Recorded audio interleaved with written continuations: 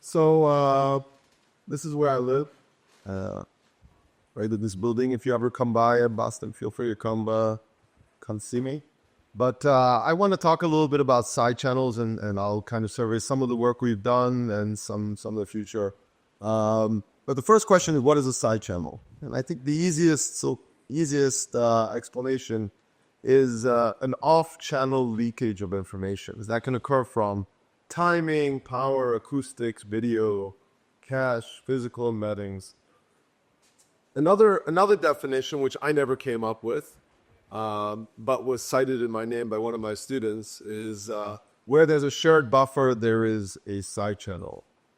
One of my students cited under Stigler's law of economy, and then another student actually fixed this. That basically suggested that whenever we have a research resource, common shared resource, and a usage constraint of some sort, that is when you have a potential for a side channel. And I want to show you a few examples. Okay. Well, the corollary of this is optimization is intimately tied with side channels. If you want optimization, you have to effectively produce different channels based on your data. And if you don't optimize, then you might not have side channels. Okay, so let me just briefly give you some examples of side channels to give a sense of what it's about. Classic one is from Kocha from 96, and that's a timing side channel based on computing exponents. That's a mess. So, okay. In most crypto systems, you compute using the square multiply technique, where rather than multiplying 2 to the 32, multiplying it 32 times, you simply square over and over again. So you have 5 squares, 5 multiplications rather than 32. If you have an odd number, you add multiples of 2. But the key thing here is that the amount of work you do correlates with the number of ones in the exponent. And so therefore, by timing carefully how long it takes to do the exponentiation, you can, in fact, statistically determine what that exponent is, which in the case of a public key system could be the secret key. There are also active side channels where you actively intervene in one channel or another. Classic one again from 97, where you intervene in one channel of a Chinese remainder theorem calculation, and that leads to an error which reveals prime factor. Okay, one of my favorite side channels, the jogging side channel, was from 2017, the Strava incident. There was this Strava fitness device, and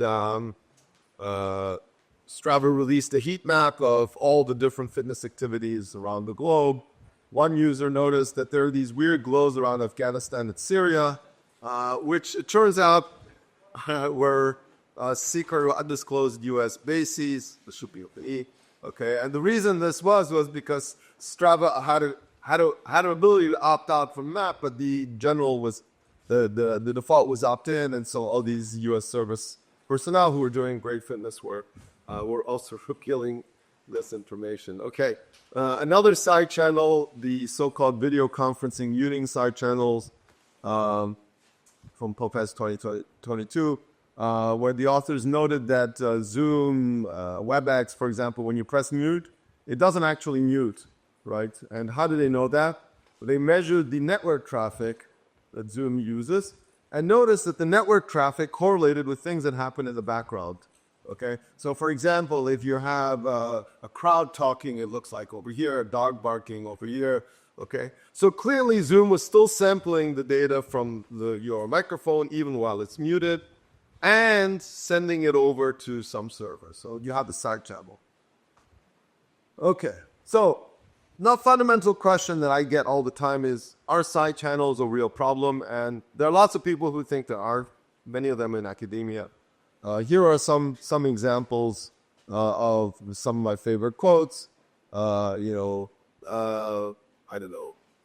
Well, okay, this was an observation by Brumley and Bonnet that most crypto systems just ignore side channels, which I think is still true. Intel, for example, when it developed SGX, basically took side channels out of scope, ab initio. Microsoft, Ars Technica, even Ross Anderson basically said, yeah, they're mostly for academic interests, except when they're not. Okay, so I want to show you some of our work from when they're not. Okay. Because in the end of the day, in the cyber world, it doesn't matter whether something is hard or easy.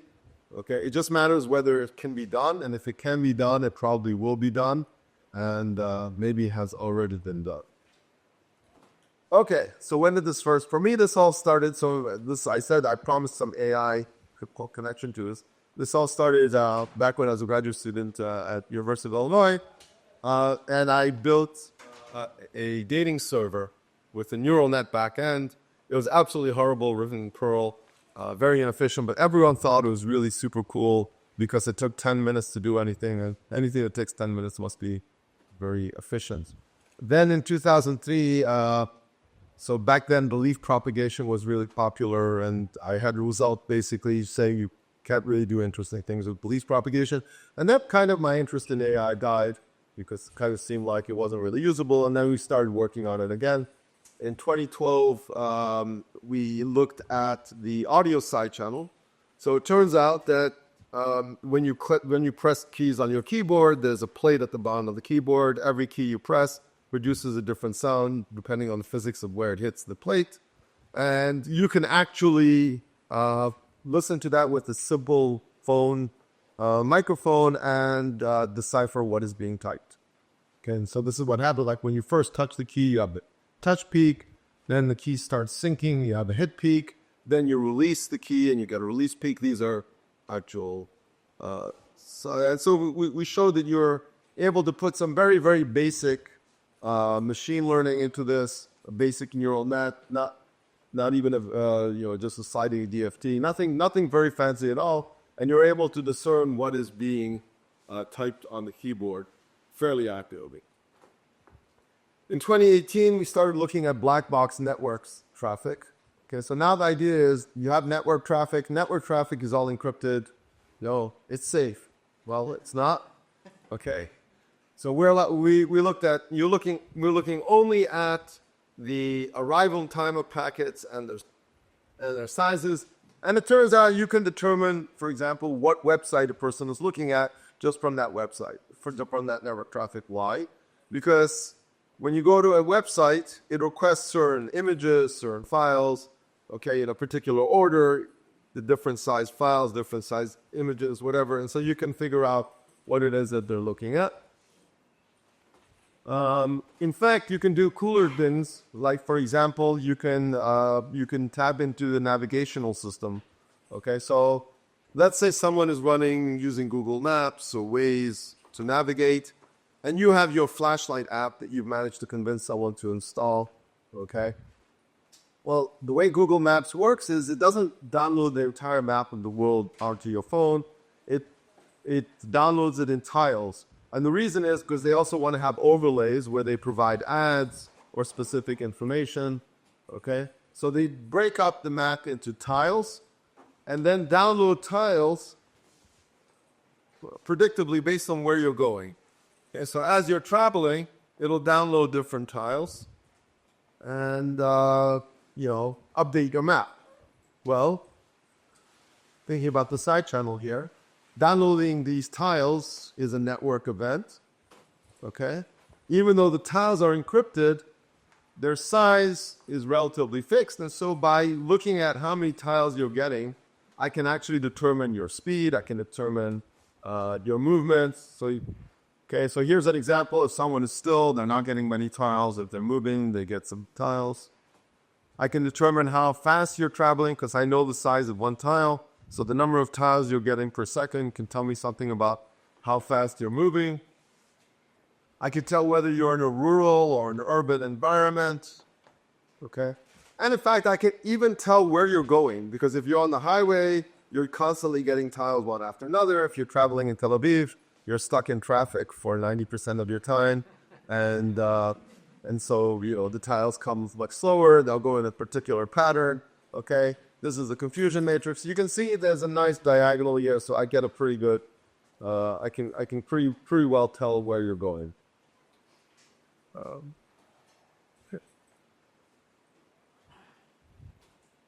2019, we looked at another side channels related to browser traffic. Okay, and we this is another one. This is actually the student who coded that. phrase in the beginning. Looked at the alternative services header. So the idea was back when Quick and HTTP 2 and 3 all came out, service providers wanted a way to be able to direct people's traffic towards whatever protocol they're able to use, whether it be HTTP 1, 2, whatever. And so alternative services was invented. The idea being you just add one header in the HTTP header, which tells you, if you want to use Quick, please go to this website. Go to this site. If you want to use this other protocol, go to this other site. Okay. Well, it turns out that just that alone allows you to do all kinds of neat things like redirect someone to a port on their own machine, for example. Okay. And then see how long it takes to respond. A quick response means the port is closed. A slower response means the port is open. And so you can do port scanning, you can do DDoS, you can do malware bypass, okay? You can do history exfiltration, tracking, all kinds of really cool stuff with that. Okay, how am I out of time? Okay, all right, good. Thank you. So 2019, we started looking at the page cache, okay? So the page cache, when you access a file, all right, on your machine, disk access is very slow. So typically you want to access it in memory. So the first time you access it, your machine will go to the disk and get the file or page for that file. But the next time it's going to have it is cached in memory in something called the page cache. And one of the beautiful things about the page cache is that it's common to all processes on the device. All right? Now think back to our original definition. We have a shared resource, the page cache. We have some utilization constraints, so you can in fact make use of that page cache to figure out what's going on other processes, okay? And you could do all kinds of neat things, like you could figure out what someone is typing into another process. Why? Well, if you look at when the particular code that's being used to process keystrokes is put into the page, you have to flush the page cache between accesses. But you can see when they are typing keys. Now, you can't see the keys that they're typing, so you only see this. But one of the nice things about human... I'm done? No. Oh, sorry. One of the nice things about the way that human beings, about the geometry of the hand, is that certain keys you press faster than others. If you want to press one key with one hand or one key with another hand, you can do that pretty fast. If you want to press one key with one hand and then another key with your pinky, that takes longer. And in fact, the inter-arrival time of the keystrokes can be used to figure out what it is that you're typing. Okay, so that's a UI redress side channel. You can also do, we also were able to show that you can do, figure out what key is generated. So, when you reset your password, for example, what is it? What you get? You get a link with the new password. That new password is generated randomly, maybe based on the tying if they do a really bad job, okay? And so you can figure out when that code is put into the page cache and figure out what the key is that was generated, which might be a cryptographic key or what have you. We showed you could use this for ASLR bypass. And you can even do this remotely. You don't have to be locally on the same process, right? All you need is that there's some process that you have access to. So let's say you have a process running a web server and another process running something secret or whatever. You can access through the web server. You can communicate with that secret malware or whatever covertly. Okay. When we first we showed this, there was a CVE associated with this. Linux came up with a patch, and immediately when they came up with the patch, Netflix complained and said, "Hey, wait a second. No, this kills everything we're doing. You can't do that." So they had to unroll the patch, and leave the vulnerability in there because he can't upset Netflix. Okay. So the last thing, almost the last thing. So then the next thing we looked at was, can you do this with containers? It turns out, so what is a container? So you have virtual machines which run different events, right? A container is a lightweight virtual machine, but containers, in order to make them efficient and lightweight, they share the file system between them. Because they share the file system, and the file system is tied to the page cache, right?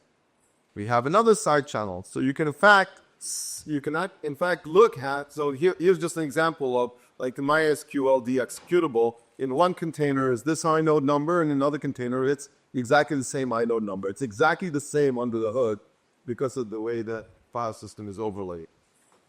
So you can actually spy on another container from one container.